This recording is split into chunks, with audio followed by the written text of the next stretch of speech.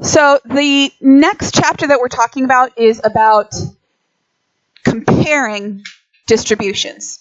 And it's kind of weird how our textbook separates it into two completely different things. It's like, here, let's describe it, and then now let's compare it. So I don't know why they do that, but they do. So this one is just basically taking what we've been going with and doing it just a tiny bit further. So first things first, when you are comparing distributions, there are a few key terms you want to make sure that you always use. When you do a comparison, when you do a describe of any kind, you want to make sure that you incorporate shape, center, spread, and unusual features. Same thing's true when you're comparing. It's just going to be the fact that you now have to use comparative language. And we can do that more with quantitative data than we can do with categorical data. Categorical is just, are you independent or not? This stuff we actually can compare each of those different things. So we've already talked about uniform, unimodal, bimodal, symmetric, and skewed. So all of those were shape descriptors. Clusters is kind of like where your mode is. Gap and outliers, which are your unusual features, kind of fall into shape. There are also other words for shape, center, and spread. We also have, if I'm going to be describing skewed data, I use median and interquartile range for center and spread, whereas if it's skewed data, that was skewed data. If it's going to be symmetric data, that's when we use mean and standard deviation. Okay? So, when we talk about shape, when we're comparing, you're still doing the same thing. Modes, outliers, gaps, symmetric, skewed. Center, that's your typical value. And one thing that you can check to see whether or not your data is skewed is look at your mean and look at your median. If they're pretty much the same thing, your data is fairly symmetric, or at least usually close enough. But if your graph looks really, really wonky, then obviously it's not symmetric. That can still happen any other way. But if your shape is skewed, you want to make sure that you're using the median because the mean is much more sensitive to outliers. And with the spread, range, we don't really do that very often simply because it is so sensitive to outliers. And the range kind of doesn't necessarily give me a very good picture of what's going on. We do use the interquartile range, the IQR, because that tells me where the middle 50% is. It's okay, I'm fine if you give me quartile 1 equals, quartile 3 equals, or the interquartile range goes from and to. Because to me, that's descriptive, that's helping me understand where the graph is. But a lot of times you also want to have the actual numerical value for that interquartile range, because remember when we're talking about boxplots, it helps us define where your outliers and your extreme outliers are going to be. So you want to know what that actual number is. Okay. Symmetrical distribution center is always going to be the mean. It's your arithmetic average. Now, these formulas that I'm putting up here, please don't worry about. These formulas are on the wall in our classroom, and they're going to be on the formula sheet, and your calculator is going to do it all for you. Okay, so these are the technical terms. For the technical term for average, x bar, what the symbol means is it says the sum from k to 1 to n, so that means of all of your elements, sum is added together, divided by the number of elements. And you all know how to find the average. That's not something special or new. When we're talking about mean, that's if I were to take the value of all of our points, that would be the tipping point for that. Not necessarily, like, for example, if I'm talking about people, where I have the equal number of people on either side, but, for example, their weight. Where would their middle of that balancing beam be? It is extremely sensitive outliers, which is why we only use it for symmetrical distribution. Your spread, this, we've talked about range and we have talked about interquartile range, but it's also your standard deviation. Now, the standard deviation has kind of an elaborate process as to how you can find it.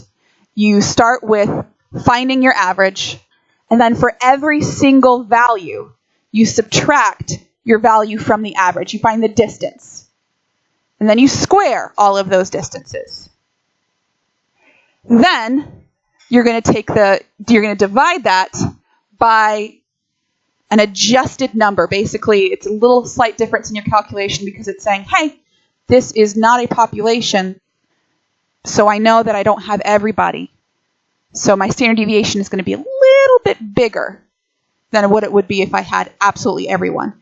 And then you find the square root, which is basically this equation. So again, standard deviation, which is our S means we're using a sample, we're not using a population, is the square root of what I get when I find the difference between every single point and its average, and square it, dividing it by the total number in my elements minus 1.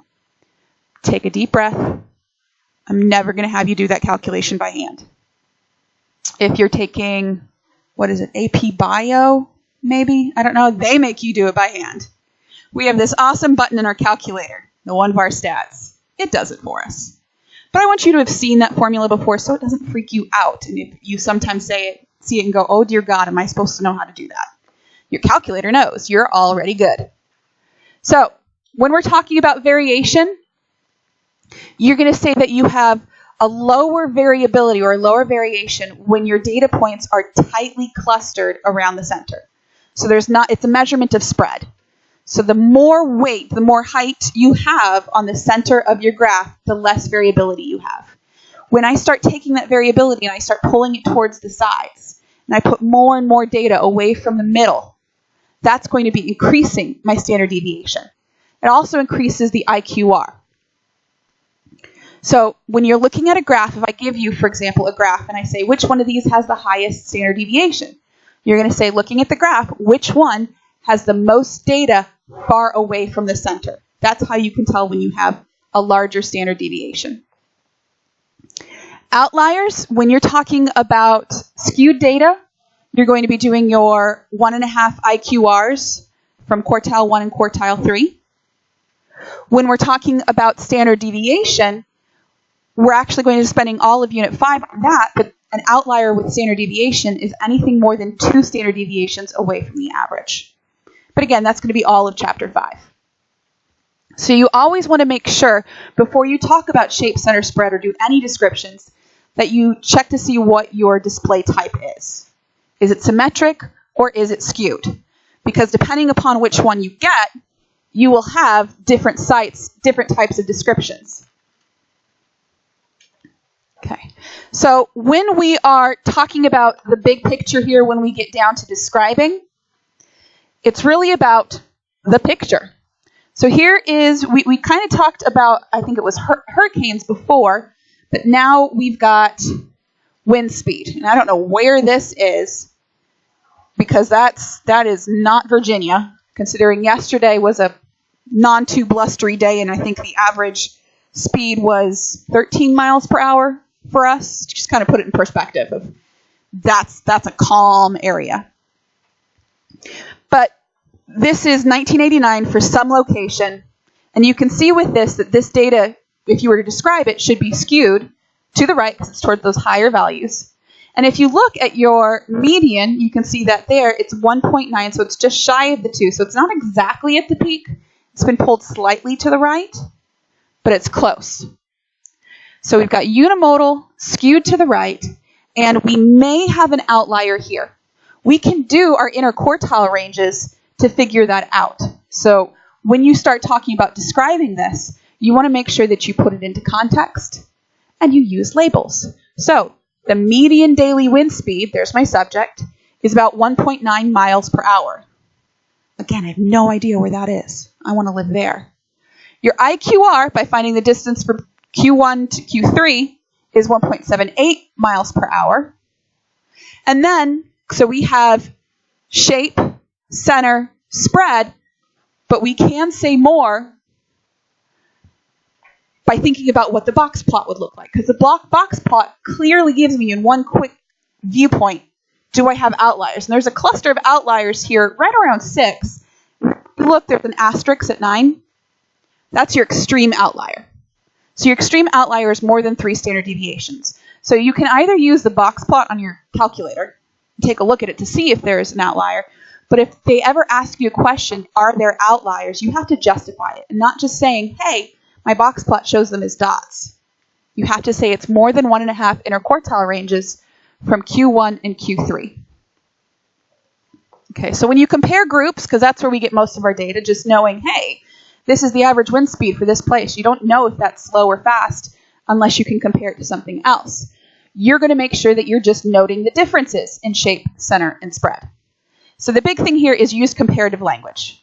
That means use words like more than, less than, faster, slower, taller, shorter, more, better, worse. Those are comparative languages. Okay? But you still need to make sure that you always incorporate numbers. So if I'm comparing, and here we've got it broken down a little bit more into the spring and summer versus fall and winter. So we could compare these two distributions, and I would say both are unimodal and skewed right. But spring and summer seems to be more heavily clustered around, I'd probably say that's about 1, whereas fall and winter is clustered around a little bit over 2. That tells me that the wind speed is generally faster in the fall and winter than it is in the spring and summer. So I've talked about shape. I've talked about center. When it comes to spread, I could say spring and summer's wind speed typically goes between 0 and what appears to be just over 5. With an interquartile range, most data is between probably a half a mile or 1 mile per hour through about 3 miles per hour. Without actually seeing that broken down, it's hard to do. Whereas wind speeds in the fall and winter are more variable. They're more spread out. Wind speed here goes from about a half a mile an hour all the way up to past 8 miles per hour. So there's a much less predictability in wind speed in the fall and winter than there is in the spring and summer. So those are your comparative language words. Now here is a written out example of what you could say with that. It's a whole lot of words here, but it's basically what I've just said. Describe shape, both skewed right. Center, spring, summer as a lower median average, give me the number, about 1 mile per hour. Wind is stronger or faster in the winter with about 2.5 miles per hour.